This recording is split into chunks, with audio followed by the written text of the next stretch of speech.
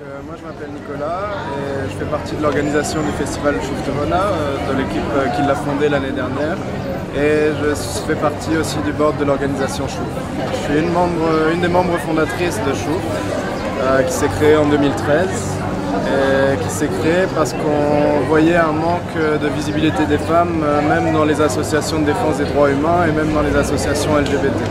Donc on a créé cette organisation pour les femmes à sexualité non normative. Et maintenant, on travaille sur l'empowerment des femmes en Tunisie. On est une organisation jeune et féministe. Dans Chouf, on considère le féminisme comme quelque chose d'inclusif.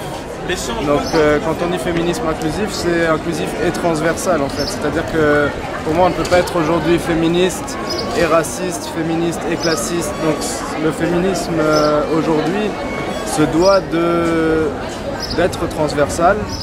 Et avant nous, il n'y avait aucune structure qui prenait en compte déjà les personnes trans, pour commencer. C'est-à-dire que souvent, les termes LGBT, le T est laissé énormément de côté. Nous, on est une structure dont les membres peuvent être trans et peuvent avoir des...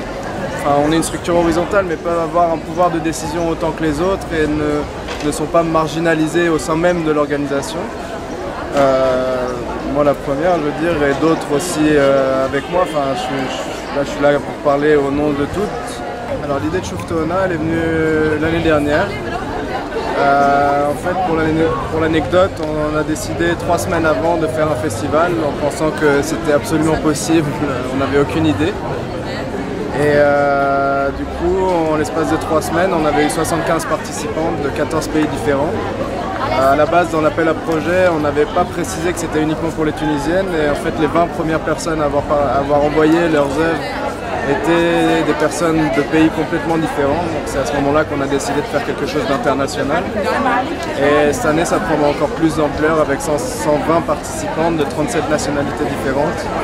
Donc voilà, ça nous a en fait beaucoup dépassé l'année dernière. On ne pensait pas avoir quelque chose d'aussi important, c'était sur une journée.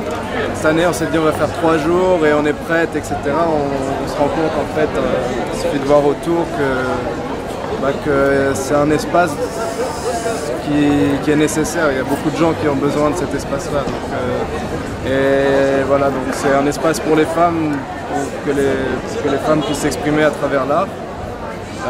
De manière non élitiste, de manière ouverte. Et voilà, c'est notre manière à nous de travailler sur la visibilité positive et de ne pas être dans cette victimisation permanente et de montrer à quel point oui, on peut faire des choses et on a les outils pour le faire.